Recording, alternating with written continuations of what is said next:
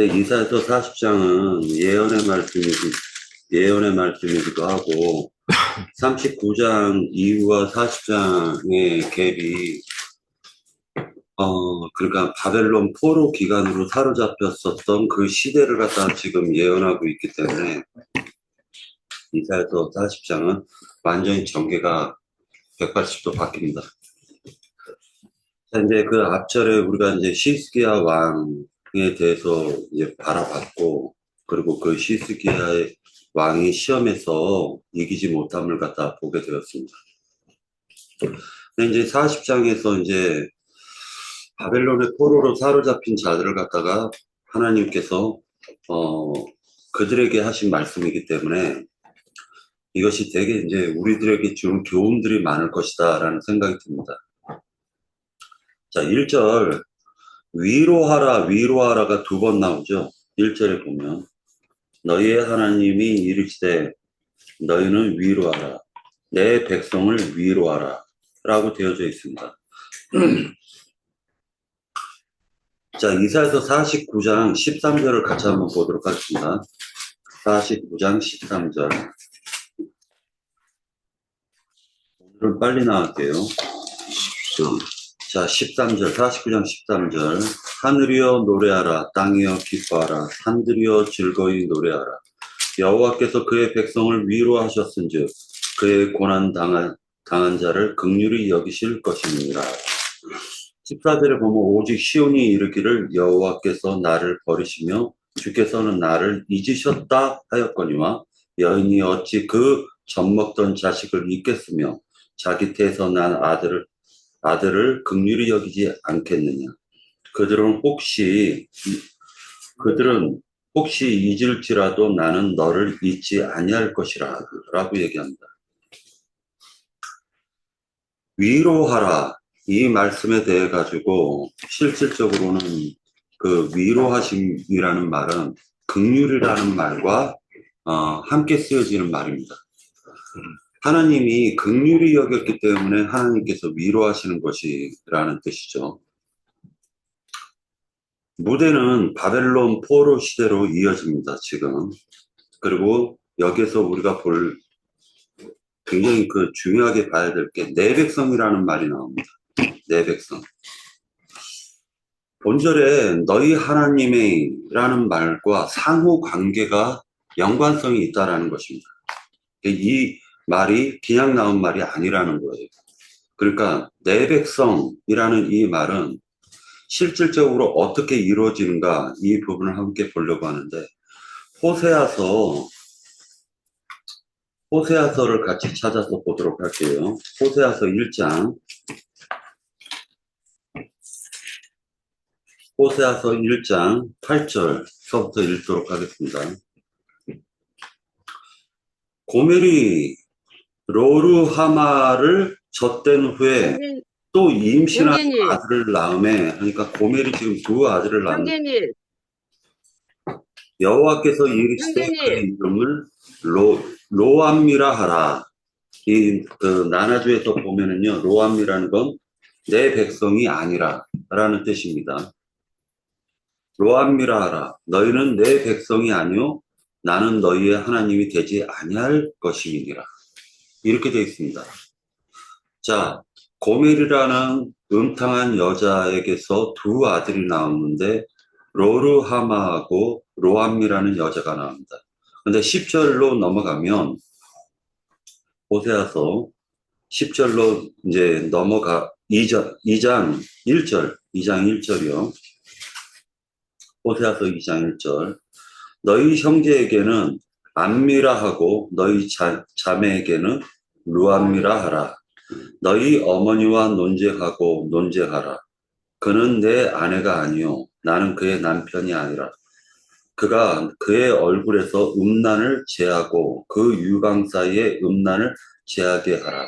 그렇지 아니하면 내가 그를 벌거벗겨 그 나던 날과 같게 할 것이요 그로 광야같이 되게 하며 마른 땅같이 되게 하며 목말라 죽게 할 것이다 라고 얘기를 하고 있어요. 그러니까 결국 음행 때문에 하나님이 나는 너희 하나님이 아니고 너희는 내 백성이 아니다 라고 얘기를 한 거예요. 그러니까 지금 39장까지의 이 말씀은 실질적으로는 이스라엘 백성들이 출애굽해가지고 하나님의 백성이 되었다 하는데 계속적으로 하나님께서는 이스라엘 백성을 사랑함에도 불구하고 이스라엘 백성들은 하나님을 멀리했다라는 거예요. 그래서 아내로서 그리고 자식으로서의 지위를 잃어버렸다라는 의미가 있는 것입니다. 그러니까 자기가 실질적으로 이스라엘 백성들은 굉장히 겉으로 봤을 때 하나님을 잘 믿었죠. 열왕기상하 역대상하에서 보면은 항상 마음이 아팠었던 게 하나님을 잘 믿는 것 같은데 후에는 타락을 해요. 항상 그게 반복이 돼요. 그러니까 이렇게 하나님을 참되게 믿는 사람이 없는가 하고 선지자들이 외치는 거예요. 선지자들이. 이게 반복되는 사건이 열왕기상하 역대상하예요. 그래서 왕이 그 참된 왕이 나타났다가 그가 결국에는 타락을 합니다. 솔로몬도 그랬고.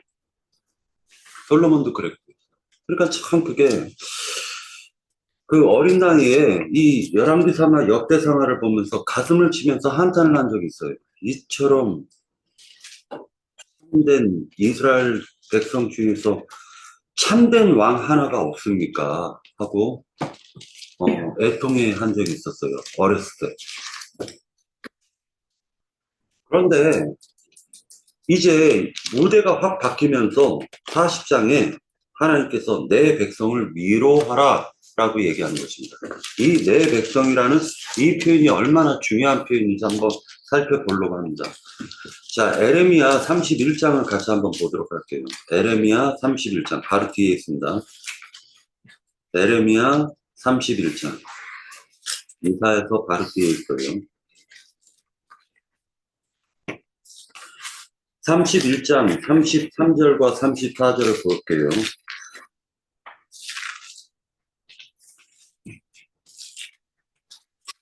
자, 누가 큰 소리로 한번 읽어보시겠습니까?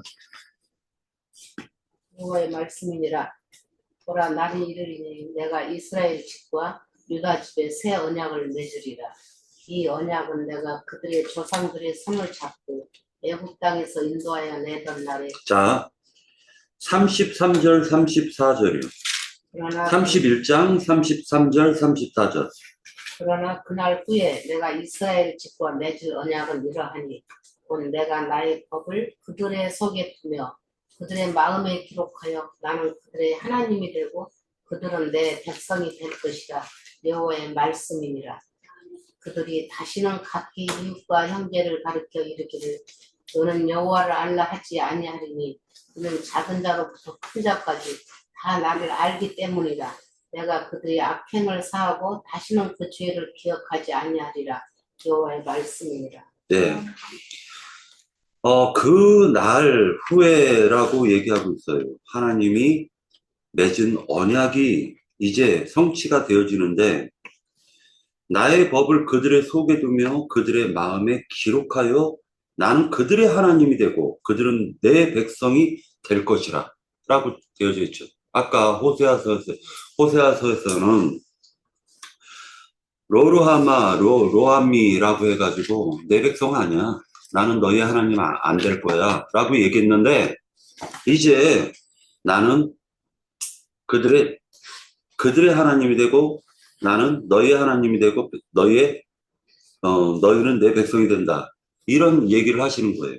그런데 32절을 누가 한번 읽어보시겠습니까? 32절. 에레미야 31장 32절. 이 언약은 내가 그들의 조상들의 손을 잡고 애굽 땅에서 인도하여 내던 날에 맺는 것과 같이 아니할 것은 내가 그들의 남편이 되어도 그들이 내 언약을 깨뜨렸습니다. 여호와의 말씀이시니. 네. 그러니까 하나님이 이스라엘 백성과 그 결혼을 해가지고 남편이 되었는데 그들이 언약을 깨뜨렸다라는 거예요. 그러니까 왜 이유가 뭐냐면은 고멜과 같이 음탕하였다라는 거예요. 음탕하였다라는 거예요. 그러니까 이스라엘은 이 반복적인 역사를 하나님은 다시 데리고 오면은 다시 또 뻐꾹거리면은 다른 남자한테 가고 다른 남자한테 가고 계속 이게 반복이 되어졌다라는 것입니다. 그렇기 때문에 내 백성이 될 수가 없었고 내 아내가 될 수가 없었던 거예요. 그런데 여기에서 40장 1절에서는 너희는 하나님이 이르시되 너희는 위로하라 내 백성을 위로하라 라고 얘기하고 있는 거예요. 이 백성들이 지금 실질적으로는 바벨론의 포로로 사로잡혀 있는 상태예요. 그 상태에서 하나님께서 위로하라 위로하라 이렇게 얘기하십니다. 자, 그리고 그 내 법을 갖다가 그들의 속에 두고 다 나를 알기 때문이다 라고 얘기를 하죠. 그러니까 알게 되었다라는 거예요. 그리고 예전에는 몰랐다라는 거죠. 자, 그전에는 문자로만 알고 있었던 거예요. 그러니까 이제 우리가 교훈을 배울 때 문자로 아는 것과 체율에서 아는 것은 다르다라는 것입니다. 이 체율이라는 이 말의 뜻이 뭐냐면요. 체자가 몸체예요, 몸체. 몸소 체험하고 알게 되었다라는 뜻입니다. 그 뜻을 깊이 이해하고 실천으로 본을 삼았다. 이것이 바로 체율이에요. 이것이 이제 국어 사전에서 나오는 체율의 뜻입니다. 자, 그러니까 그냥 아는 게 아니라 이제 몸소 체험을 하고 알게 되는 거예요. 문자로만 알았던 말씀이신 하나님을 이제 직접 보게 되는 거예요. 직접 보게 된 거예요. 이 말이 어떤 신약 성경에서 보면은 이렇게 말씀을 하고 계세요. 말씀이신 하나님께서 육신이 되어 육신의 연약함을 입으시고 직접 인생에 오셔가지고 우리들의 연약함을 하나님이 직접 체휼하시죠. 그러니까 말씀이 육신이 되어 우리 가운데 거하심에 라고 표현을 하고 있다라는 거예요. 그렇게 해서 우리의 연약함을 다 체험하셨어요. 자, 그러니까 하나님도 체휼을 하신 것이죠. 우리들의 인생을 직접 입으시고 체휼을 하신 거예요. 이제 그는 살려주는 말씀, 즉 살려주는 영이 되어가지고 죄인들을 직접적으로 이제는 위로하시는 살려주는 하나님의 말씀이 되었다라는 것을 함축적으로 얘기하는 말입니다. 그러니까 내 백성이라는 말은 단순한 말이 아니라는 거예요.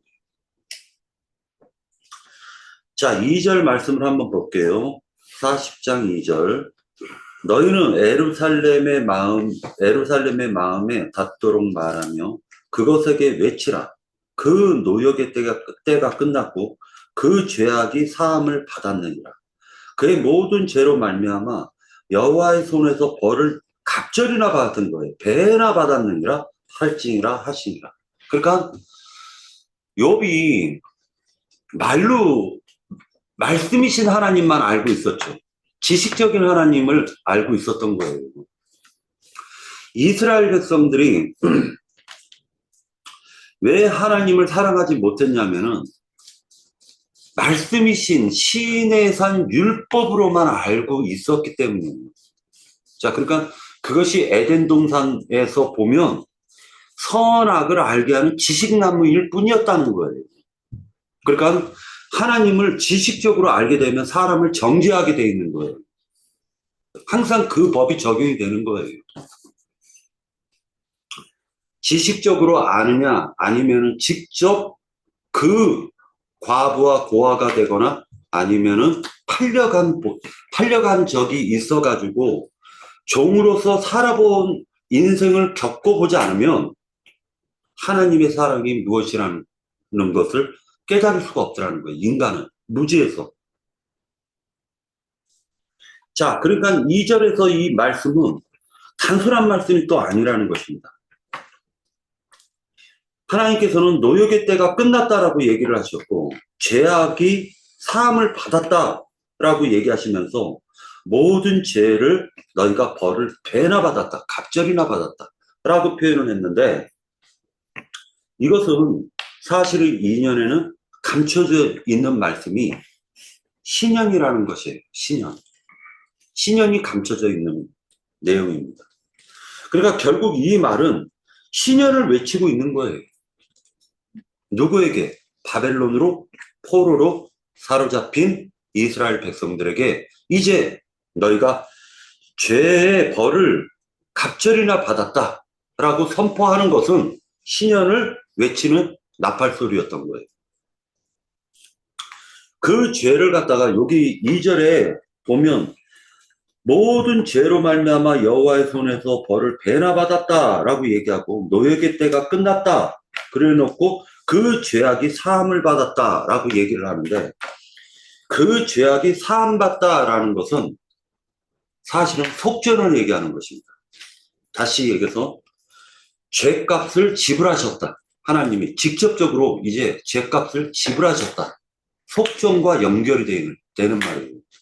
그러니까 그 속전을 직접적으로 마귀에게 값을 지불하고 율법에 대한 마귀가 주장하는 그 율법에 대한 모든 형벌의 죄값을 지불하시고 난 다음에 값을 주고 사신 거예요.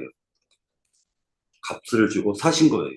그렇기 때문에 신년이 돌아오는 것입니다.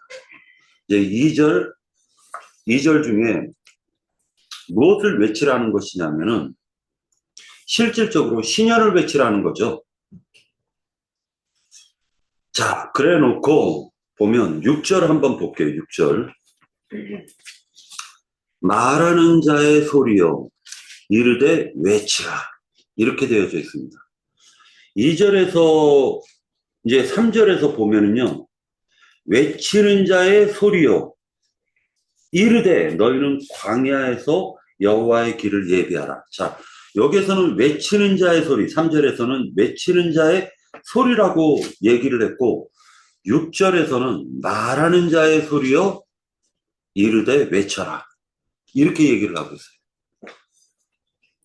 그러면 이 지금 40장에서는 외쳐라, 외쳐라 계속적으로 반복적으로 나오는 말이 있는데 6절에서는 물어보죠. 내가 무엇이라 외치리이까? 무엇을 외치라는 거예요, 지금?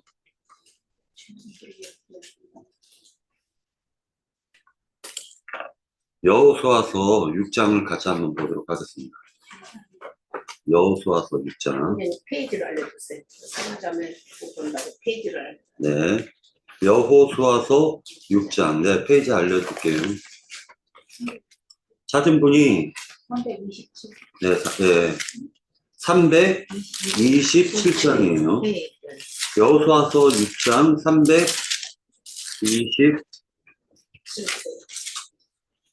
326장 326장입니다. 자, 찾았으면 읽도록 할게요. 자, 6장에 보면은 5절을 같이 한번 4절서부터 같이 읽도록 하겠습니다. 제사장 일곱은 일곱 양강나팔을 잡고 언약궤 앞에서 나아갈 것이요 일곱째 날에는 그 성을 7번 돌며 그 제사장들은 나팔을 불 것이며 제사장들의 양강나팔을 길게 불어 그 나팔 소리가 너희에게 들릴 때에는 백성은 다 큰 소리로 외쳐 부를 것이라.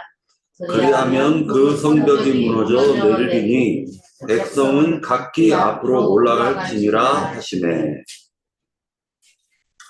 여리고 성을 갖다 지금 도는 얘기를 하는 거죠.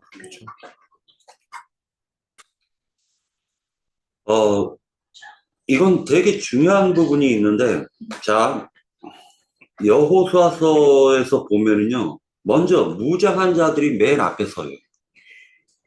무장한 자들이 맨 앞에 섭니다. 그러고 난 다음에 7 제사장이 7 양각 나팔을 잡고 나아가는 거예요. 그리고 언약궤가 그 뒤를 따르는 겁니다. 그러고 나서 또 뒤에는 백성들이 따르는 거예요. 자, 그러니까 맨 앞에는 무장한 군인들이 가는 것이고, 그 다음에 7 제사장이 7 양각 나팔을 부는 것이고, 그 다음에 언약궤가 제사장들에 의해서 들리는 것이고, 그러고 나서 백성들이 뒤에 따르는 거예요. 후군들과 백성들이 따르는 것입니다. 자, 내용은 이렇게 돼 있어요. 자, 첫째 날 돌 때에는 한 번밖에 안 돌아요. 자, 외치지는 않아요. 양각 나팔 소리만 들리는 거예요. 둘째 날도 똑같아요. 한 바퀴밖에 안 돕니다. 자, 7째 날에는요, 7번을 돌아요. 그리고 양각 나팔의 특징이 7째 날에는 길게 불어요. 자, 그 소리를 들으면 백성들이 외치는 겁니다. 자, 내용은 그런 내용이에요. 그럼 성은 무너진대요. 그러면 성에 들어가서 모든 것을 탈취하고 헤렘 율법, 남녀노소 물원대소 하지 말고 다 죽이되, 소까지도 죽이되, 모든 짐승까지 다 죽이되, 뭐만 갖고 와라? 금, 은, 그런 것들은 갖고 오는 거예요.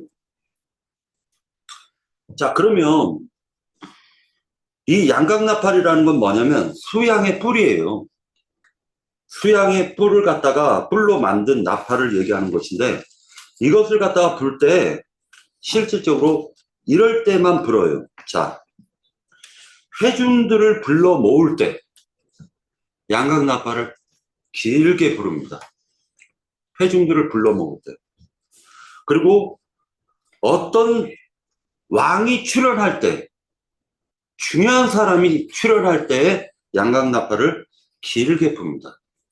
그리고 신년이 도래할 때, 신년을 알릴 때 양각나팔을 부는 거예요.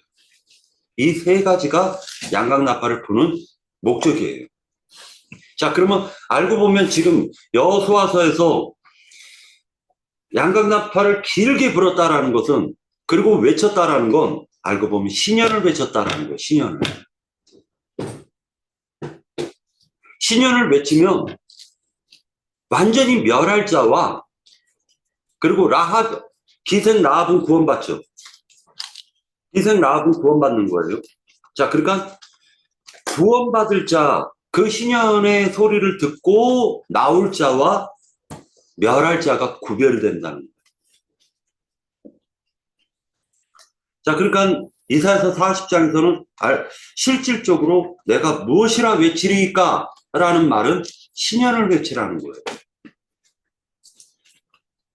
그 신년이 바로 2절에 있는 너희 노역의 때가 끝났고 그 죄악이 사함을 받았느니라. 그의 모든 죄로 말미암아 여호와의 손에서 벌을 갑절이나 받았다라는 게, 이게 바로 신년을 외친 거예요. 2절은 알고 보면 양각나팔 소리였다. 신년을 외치라는 것입니다. 자, 3절을 같이 한번 보도록 할게요. 3절. 3절에 보면 외치는 자의 소리요. 이 외치는 자의 소리라는 것은 실질적으로 이 말이 40장에서는요, 40장에 보면은, 자, 3절에서는 외치는 자의 소리라고 되어져 있죠. 외치는 자의 소리요 라고 되어져 있죠.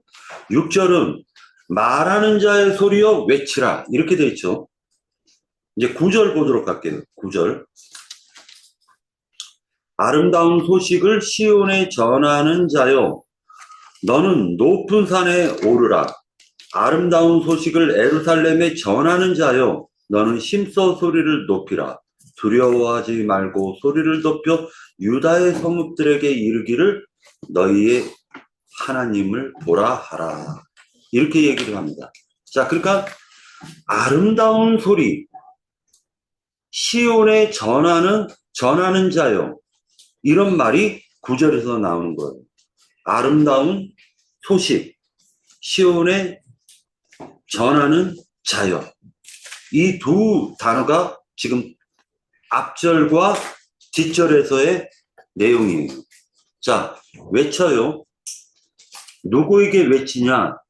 시년을 만나지 못한 자들, 저주 아래에 팔린 자들, 저주 아래 팔려 세상이라는 옥에 갇힌 자들에게 외치라는 거예요.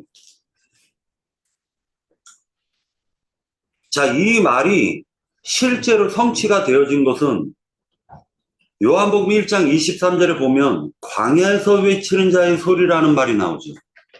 이 말은 누가 이렇게 외쳤냐면은 침례 요한이 외쳤던 거예요.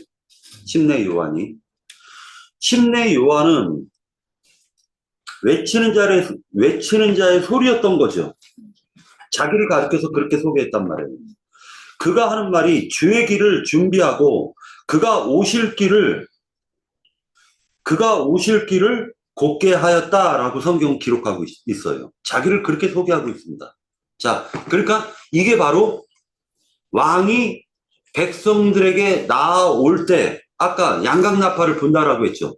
양각나팔을 불 때는 신년을 외칠 때 양각나팔을 불고, 왕이 백성들에게 나아올 때, 중요한 사람이 백성들에게 나아올 때 외치는 게 바로 양각나팔을 분다라고 얘기했던 거예요. 그 양각나팔은 누가 부는 거냐? 제사장들이 부는 거예요. 제사장들이. 그러면은 그 제사장의 소리를 들은 사람들은 외치는 거죠. 백성들은. 그러면 양각나팔을 갖다가 지금 불고, 한쪽에서는 불고, 그 소리를 들은 이스라엘 백성들은 외쳤던 거예요. 침례 요한의 사역은 사실은 율법의 때 마지막 사역으로서 모든 사람들이 죄와 허물이 드러나도록 도와준 사역이었죠. 침례 요한의 사역은. 먼저는 다 죄와 허물들이 드러나게 만드셨다는 거예요. 침례 요한의 사역은. 그리고 침례 요한의 사역은 우리의 왕 예수 그리스도께서 오시니까 너희는 신년을 맞이하라 라는 것을 지금 선포하는 사역도 가졌다라는 것입니다. 침례 요한의 사역은 높은 자나 낮은 자나 너희는 다 죄 아래 팔렸다라는 걸 외쳤죠. 그러니까 침례 요한에게 침례를 받는 것은 사실은 나는 죄인입니다 라는 사람들이 침례 요한에게 나오는 거예요. 뱀들아 독사의 새끼들아 라는 그 바리새인들은 나오지 않는 겁니다. 침례 요한은 외식함을 갖다가 드러냈죠. 왜냐하면 그러한 것들이 드러나지 않으면 신년을 만날 길이 없더라는 거예요. 바벨론으로 포로로 사로잡혀가지고 율법 말씀으로 죽이는 말씀으로 뒤지게 두드러 맞아봐야지 그가 그때서야 내 남편이 참 남편이 좋았었구나 라는 걸 깨달을 수 있다는 거예요. 그러니까 신년이라는 건 그냥 말씀이신 남편은 그냥 이해하지 못한 남편이었던 거예요. 몸소 채우라고 체득한 남편이 그 남편이 참 남편이었던 것입니다. 자, 그러니까 광야와 사막이라는 건 인간의 심령 상태를 얘기하는 거죠. 마음 상태. 저주받은 인간의 마음에는 광야와 같이 사막과 같이 생명이 자랄 수가 없어요. 그런 메마른 땅이었던 거예요. 인간의 마음은 저주받은 상태라는 거. 그런데 높은 산이라는 것은 높아진 마음을 얘기하는 거죠. 낮은 웅덩이는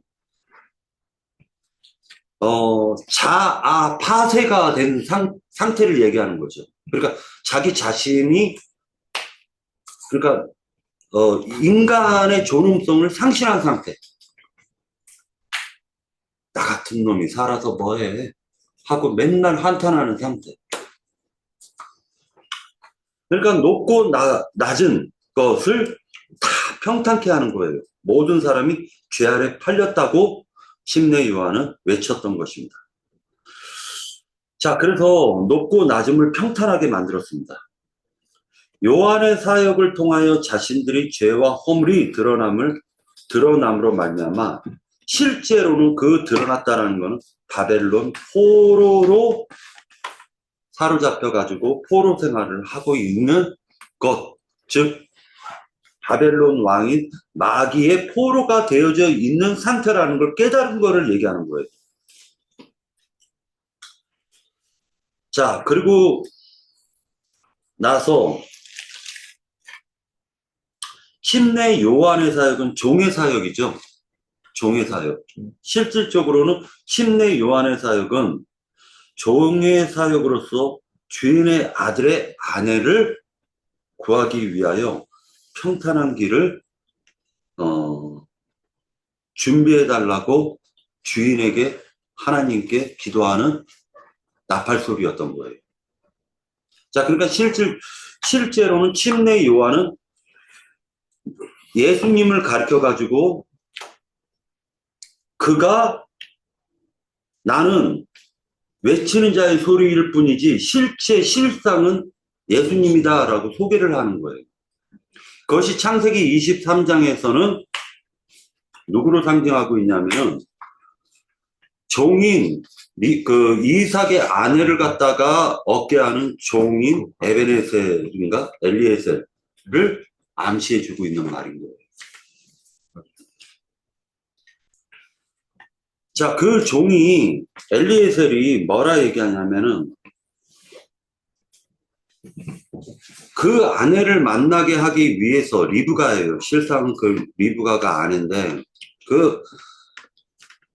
이삭의 아내 나의 주인의 아들인 이삭의 아내를 갖다가 만나게 할 수 있는 그 대로를 열어달라고 해요. 평탄한 길을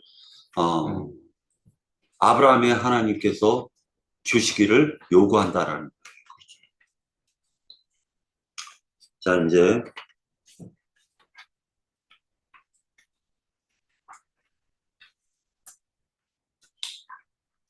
4절을 갖다가 같이 한번 보도록 할게요. 4절.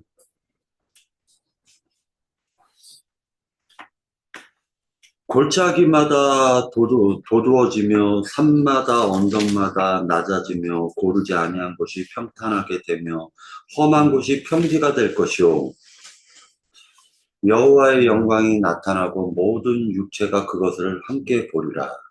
이는 여호와의 입이 말씀하셨음이니라. 말하는 자의 소리여 이르되 외치라.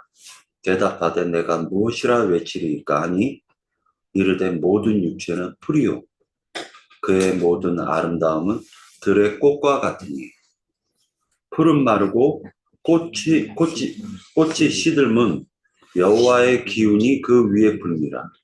이 백성은 실로 풀이로다. 광야에서요 뜨거운 바람이 한번 싹 불면은 풀이 즉시로 시들어 버린대요. 자, 30대, 20대, 30대 때 보면은 꽃다운 나이가 있죠. 참 아름답고 피부도 탱탱하고 아름답죠. 그러나 하나님의 바람이 한번 싹 불면 그가 인생의 쓴맛과 단맛을 다 경험하고 젊은 형제님이 외치는 공중전, 수중전까지 다 겪고 난 이후에는 네, 지상전서부터 공중전, 수중전까지 다 겪고 난 다음에는 인생이란 이런 것이구나 라고 할 때 그때서야 내 남편이 사랑스럽더라는 거예요. 내용은 그런 내용입니다. 그 전까지는 그냥 남편이 있는데 그 남편이 참 남의 남편인지 내 남편인지 구별이 안 되다가 이제 같이 그 고생하고 희노애락을 느끼면서 한 살 한 살 먹어가면서 그러네 힘듦을 같이 겪고 우리 이제 홍석인 형제님께서 지금 하나님께 많이 위로를 받고 또 직접적으로 체유를 하시고 계시지만 야, 어째 덕이 가려운데. 네. 야, 이걸 끌고 달라고. 진짜. 야, 이 양반이 없으면 이것도 못 하구나. 그러니까 참 그게 이렇게 하나님의 그 하나님이 구속사 구원사는 인간의 지혜로서는 참 깨달을 수가 없구나라는 걸 알게 됩니다. 그리고 마지막으로 네, 말하고 싶은 거는 인생은 아무리 인생을 갖다가 아름답게 살아도 한낱 풀에 지나지 않는다. 그렇지. 네. 그리고 아무리 솔로몬의 영광이 훌륭하고 아름다웠다 할지라도 들꽃만도 못했다. 라는 걸 알 수가 있습니다. 그래서 우리는 내세를 바라는 사람이에요. 진리라는 말은 참이고, 실제로는 진리라는 말은 실상이라는 말이에요. 실제라는 말이에요. 그리고 거짓이라는 말은 그 진리의 반대인 거짓은 허상이라는 말이에요. 헛것이라는 뜻입니다.